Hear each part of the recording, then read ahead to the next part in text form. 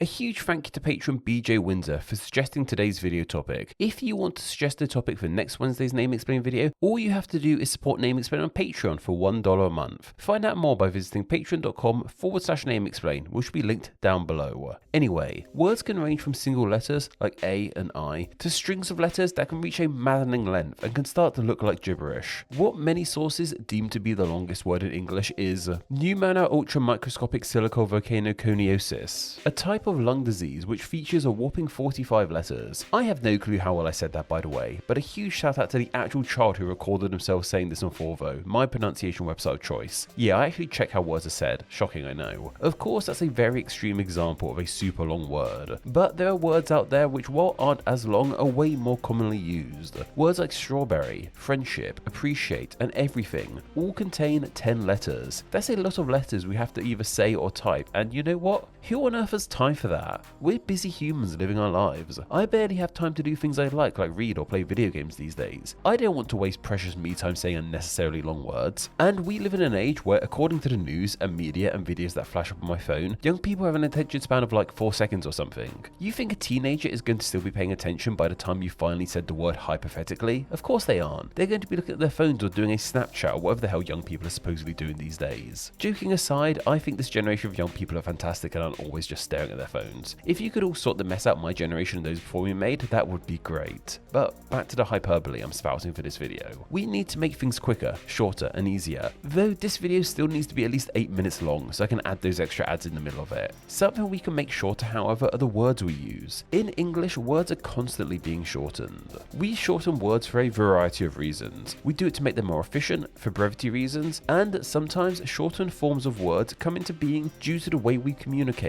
In spoken communication, we sometimes casually drop parts of words to shorten them, and then that becomes a word unto itself. Likewise, in written communication, we can cut corners too. This was incredibly prevalent in the early days of digital communication. Try typing long words on a number pad and eventually you'll be dropping every possible vowel too.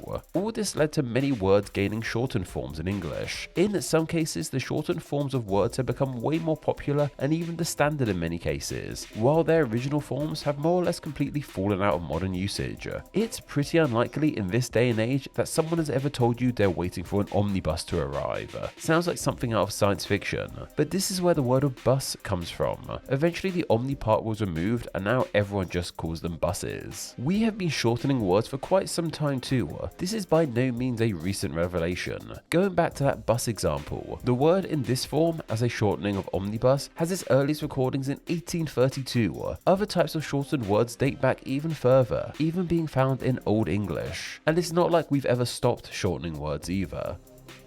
We are constantly finding new ways to shed letters and syllables off words, while maintaining the original word's meaning. A fantastic recent example of this is with the word of riz. Riz is most likely a shortened form of charisma. Not only is it shortened, it's been slightly adapted, with the single S being replaced with 2 Zs. This is an outstandingly new word, and has taken social media and memes by storm. Bus and riz both came into being in the same way, by removing letters from the original words. This, however, isn't the only way in which we can make words shorter. There's a variety of ways in English which we can make words shorter. Each of these methods have their own names and specific way in which we achieve our ultimate goal of making a word smaller and quicker to say and write. These methods of shortening words allow us to not only make single words but also entire phrases that are way too long and turn them into something a tad more manageable, comprehensible, and efficient. What I love most about the shortening of words, however, is that most of the time it's something we all do without really realizing it. Language is a supremely complex thing. From understanding what a single letter means and sounds like, to understanding what order words go in. We often only realize just how complex language can be when we are trying to learn another language. Yet our mother tongues are often so ingrained into us that more or less all of us are able to do pretty magnificent things with words and not really think twice about it. Wow, someone who talks about language all day thinks language is great. Who would have thought? Going back to bus and riz, however, the way in which we shorten the words of omnibus and charisma in this case is via a method known as clipping. This is when we simply remove parts of words to shorten them. It's called clipping for a fairly obvious reason. It's because we are literally clipping off letters from the words. We see clippings all the time. We can clip from the start end, or middle of a word too to get our desired short form. These types of clippings actually have different names too. When we remove letters from the start of a word, it is known as an initial clipping. This is what's happening when omnibus becomes just bus, and other examples include the likes of telephone becoming just phone, helicopter becoming just copter, necktie becoming just tie, or caravan becoming just van. The opposite of an initial clipping is a final clipping. This is when we remove the latter part of a word to make it shorter, like gasoline becoming gas, laboratory becoming lab, photograph becoming photo, and advertisement becoming just ad. This has to be one of the biggest cases of clipping, a 13-letter word becoming just 2 letters long.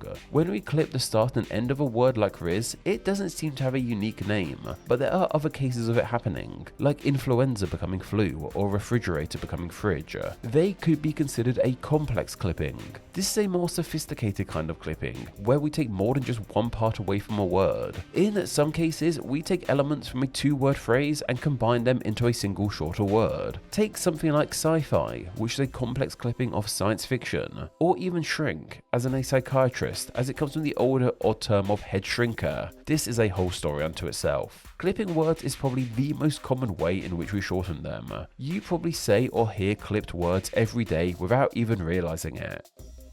Clipping isn't the only way, however, in which we make words shorter. Another way in which we can do this is with abbreviations. Abbreviation is an interesting term. It can be used generally to refer to any kind of shortened word. I'm sure there are people who would refer to clipped words as abbreviations. Its verb form of abbreviate can be used for things beyond words too. The word unto itself simply comes from the Latin brevis, meaning short. Officially in linguistics, an abbreviation is a specific kind of way in which we shorten a word, and they tend to be more common used in written communication as opposed to spoken. An abbreviation is when we take away specific letters from a word, which can be seen as not essential to maintaining the meaning of the word. A classic example is with various titles. When writing someone's name and full title, we rarely write the actual words of Mrs. or Dr. or Mr. We instead use MRS, DR, or MR respectively. I mentioned they're more used in written language because we don't really use them when speaking. Like if we see one of these before someone's name on a piece of paper, we say doctor, not der or anything like that. Abbreviations serve as a simpler spelling of words. They aren't as cemented in language as things like clippings. People use and create them as and when they need to. If someone couldn't be bothered to write out the word of pineapple in example, they could just write pineapple or something like that, and it still gets the point across. We even see abbreviations of entire phrases. This has become incredibly common in online communication. Think of things like BRB for be right back, OMG for oh my god, and LOL for laugh out loud. When these kinds of abbreviations were first created, the intention was for them to simply replace their longer phrases in written form, but still be read as the phrases they stood for. Since their inception, however, they have taken on a life of their own. When people receive a text saying OMG, they would most likely now read it as OMG, as opposed to oh my god. In many cases, people use these abbreviations in day-to-day spoken language too. I think I've once or twice actually said BRB to someone when heading to the toilet or something.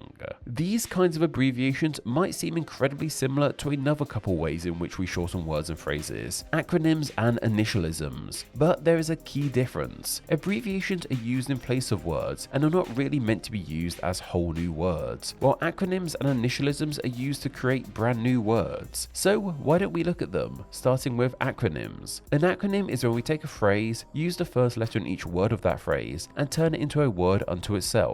Sometimes we can be somewhat flexible, however, omitting the first letter of certain words in the phrase if they don't make the complete word seem grammatically correct. The word acronym itself comes from the Greek terms of tip and name, possibly because we use the tip of the word in the phrase, aka the first letter, to create a whole new word. There are many words we use on a somewhat regular basis that are secretly acronyms. Take a word like laser, which is an acronym of light amplification by stimulated emissions of radiation. As you can see in this case, the words of by and of aren't used in the formation of this acronym. Another amazing example is the word of care in the term care package. This actually stands for cooperation for assistance and relief everywhere. There are some more well known of acronyms too, like NATO for the North Atlantic Treaty Organization example, but I also mentioned initialisms earlier too. These often get mixed up with one another, however, and that's because they are formed in similar ways, by taking the first letter of each word in a phrase. The difference, however, lies in how they are said. An acronym is said as a complete word, with the letters making their sounds. Initialisms, however, are said as each individual letter by name. This is often represented in written form with full stops between each letter. Take something like ADHD. This is an initialism for attention deficit hyperactivity disorder. When we say it, we say the letters. We don't say ADH or something to try and sound out the letters to make them a comprehensible word or anything. Once again, things like LOL and BRB can also be kind of seen as initialisms, but I feel they are more abbreviations because they weren't initially meant to be read out loud as their letters. This has happened over time. They're abbreviations that have been made into initialisms, I suppose. That name of initialisms comes from the fact that these words are read like initials. Something completely different to abbreviations, acronyms, and initialisms, however, are diminutives. Diminutives are odd things. They tend to make words smaller, but as opposed to the words themselves being smaller, it's more the meaning of the words that become smaller. In many cases, diminutives make words longer in regards to the amount of letters in them. The word diminutive comes from old root meaning small. We see in other words too, like diminish. We make diminutives by adding various suffixes to the end of established words. Popular suffixes for making diminutives include the likes of let, ling, and most commonly e. For the let suffix we have drop becoming droplet. For the ling suffix we have duck becoming duckling, and for the e suffix we have dog becoming doggy. In all these cases, the diminutive is actually longer than the initial word, but the use of the diminutive makes them seem smaller and cuter. We use diminutives a lot with human names. Think Timothy becoming Tim and then Timmy, or Jennifer becoming Jen and then Jenny. Like I said, they don't really make words smaller, but they imply smallness. Though maybe one of the most known of and discussed ways in which we make words smaller is through contractions. This is when we take two words, remove letters from one or both of them, and connect them together with an apostrophe. Their name represents this connecting of words, as it comes from the Latin contractinum, meaning drawn together. Great examples of contractions include the likes of do not becoming don't, we will becoming will, or are not becoming aren't. In some cases, the same contractions can come to represent two different occasions of words being contracted. They'd, in example, can either be a contraction of they would or even they had. There's all kinds of debate over contractions, like whether you should use them or not in formal writing. I remember trying my best not to use them while writing essays in school, so I could get the word count as high as possible. All of these examples are pretty good, but what if we could use no letters at all when creating shortened forms of words? Well, we can do that with logograms. This is when we simply use a picture to represent a word, most commonly seen these days via emojis, but it's also sometimes used in road signs or other things like that. Sounds silly, I know, but this is a way we can represent words without using any letters. I mean, it worked for the Egyptians, right? Though the strangest thing about shortening words is that there's no real rhyme or reason as to why certain short forms gain popularity while others don't. In example, everyone is happy with hippo being a clipping of hippopotamus, but no one really calls an elephant just an ellie or a fant. Likewise, can't is an accepted contraction, but no one says canoe instead of can do. I'm sure these have been attempted, but they haven't really gained particularly wide usage. But there is always hope. Language is always evolving and changing. As mentioned, Riz is a really new clipping. A couple years ago, no one had heard of it and people would have been confused by it. Now, not only is it widely used in online circles, but it was even Oxford's Word of the Year for 2023. It may only take a few notable people online to start referring to elephants as just fants, and before we know it, that will be the de facto word for them. And elephant will start to sound like this weird, old mouthful of a word. Name Explained depends on viewers like yourself supporting the channel financially on Patreon, so a huge thank you to everyone who does. Donating just $1 a month helps the channel amazingly and gets you bonuses including ad-free videos, exclusive content, the power to request ideas to be made into actual Name Explain videos, and your name at the end of the video with all these awesome people. Visit patreon.com/nameexplain or click the link down below to find out how you too can support the channel. Thank you.